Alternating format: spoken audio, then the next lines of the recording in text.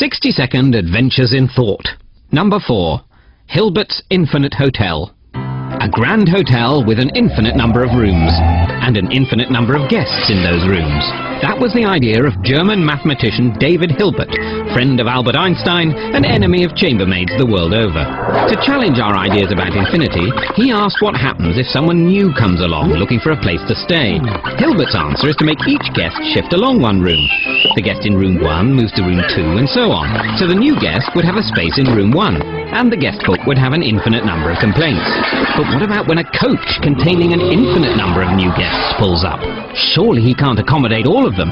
Hilbert frees up an infinite number of rooms by asking the guests to move to the room number which is double their current one, leaving the infinitely many odd numbers free.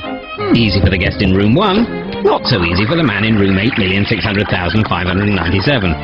Hilbert's paradox has fascinated mathematicians, physicists and philosophers, even theologians. And they all agree you should get down early for breakfast.